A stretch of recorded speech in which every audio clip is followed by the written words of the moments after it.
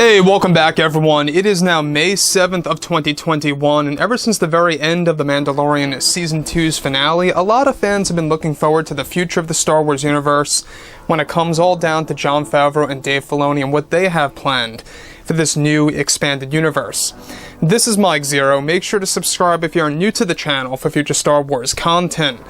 Now, one thing about Jon and Dave is that these two are really going to be cherry-picking tons of content from Star Wars Legends.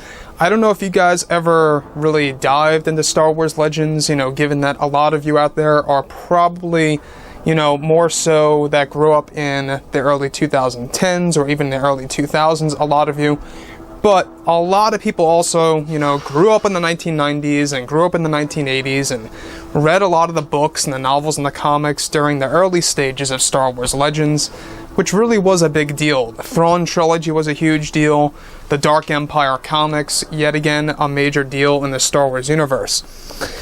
So here's what's really intriguing about Jon Favreau, is that he is on a mission right now to make things right with the Star Wars fandom. Basically what he wants to do is that he wants to give the fandom a lot of things to look forward to, an expansive roadmap of Star Wars material that's going to be laid out for, of course, the fandom this fall.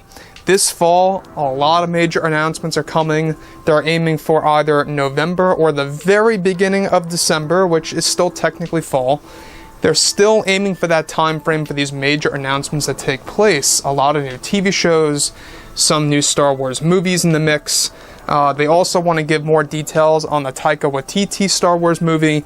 So, moving on from all of this, what's really exciting all has to do with Jon Favreau and exactly what he is doing with some particular Star Wars characters and what it means for the hardcore Star Wars fans out there.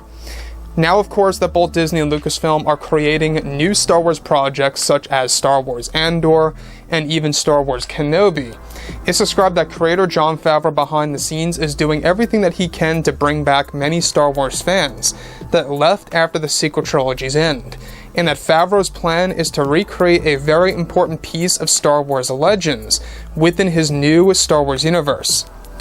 Now, it's described that Jon is set to include character Mara Jade into the Star Wars universe, starting with The Mandalorian Season 4, that will be used as a character of redemption. Favreau is said to want to start Mara Jade as a villain and eventually turn her into an ally to Luke Skywalker in a near similar way to that of the Legends books. Now, further, it's described that Favreau plans to eventually include these two in a planned young Luke Skywalker TV series that is set to be announced this fall, around November, that is currently dubbed as Star Wars Jedi Knight. Now, the series is described to fall into Luke's life with a young Lor San Tekka and the rise of new foes that Luke will need to face. Lucasfilm's plan is to actually, of course, use and would perform, of course, looking at the Kenobi series as a test to get an idea of how well a Luke show would perform so that they could actually fine-tune the story as they move along.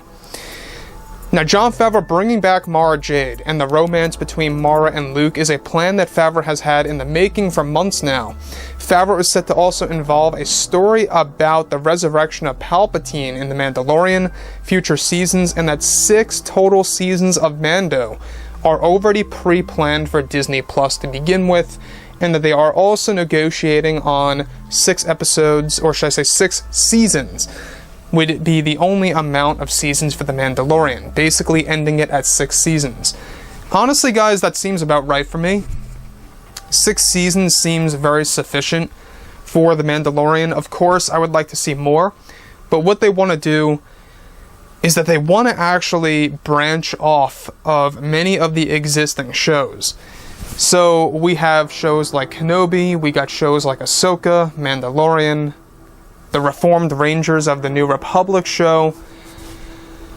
The one show that has a lot of seasons going for it, though, is the Mandalorian series, and they want to actually use that as a foundation, if you will, to branch other TV shows off of it. So think of the Mandalorian as the trunk of a tree in the very early stages, and then you have all these other shows where the branches are attached to. That's a very interesting way about putting it. And then eventually, Lucasfilm wants to create another phase, where then they have another foundation that uses that as a way to branch off to other TV shows, and so on and so forth. So I think it's a very interesting process. I think it really is a very detailed and complex thing that Disney and Lucasfilm are trying to put together. Is this necessarily the same exact thing as the MCU phases, like the Marvel Cinematic Universe phases? It's not quite the same. But that's what they're kind of trying to do. You know, look at what they're doing. The Mandalorian introduced Boba Fett, it introduced Ahsoka Tano, it introduced Luke Skywalker and Bo-Katan. In that very given season 2 specifically, that's right around the time when we learned more about the Ahsoka series, the Book of Boba Fett show, and other TV shows that are going to also feature Bo-Katan in the mix, and now even a young Luke series that is currently simply dubbed as Star Wars Jedi Knight.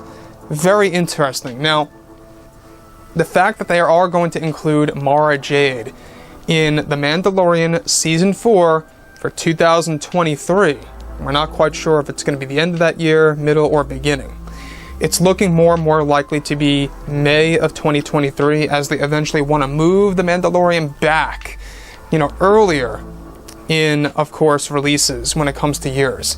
So they kind of want to put it in the May area. It seems like that what they want to do is what they did with the Bad Batch, kind of make Mandalorian Season 4 debut on May the 4th of 2023. That's, of course, a big option right now. So this really is a big win for Jon Favreau. The fact that what Jon Favreau is trying to do is that he is indeed trying to win back a lot of fans. There's a lot of fans out there that really just backed away from Star Wars for good. There's a lot of fans that said that they were done after the sequel trilogy, and sure, a good percentage of those came back after they saw what Jon had done with the Mandalorian series, and that was a very good call on his part. The fact that he was able to bring back Luke in great fashion, and, how he combined the story between Luke and Grogu in a specific way, I think that also is a very exciting thing as well.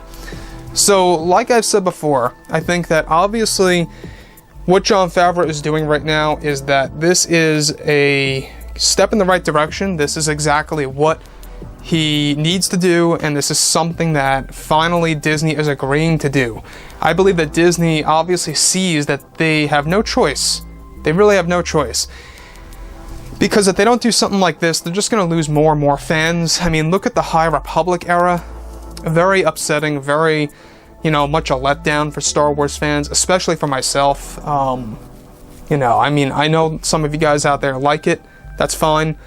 But the High Republic just really doesn't catch my interest. I'm not really all that passionate about reading into it specifically and following it religiously. It just doesn't really capture me in that way. I could take a glance at it and take a look at it, maybe read through a couple of comics just to get an idea, but overall, I have very little interest about the High Republic era. So, like I've said, guys, let me know what you think about everything of what's going on with Jon Favreau and what he's doing for the fandom, and what Kathleen Kennedy's place with the Acolyte is like. Obviously, a lot of fans do not want to see that show. So let me know what you think about all this below in the comments, and if you guys did enjoy the content for today, do make sure to drop a thumbs up on this video to support the channel. I thank you all so very much for the kind support, and I'll catch you guys next time.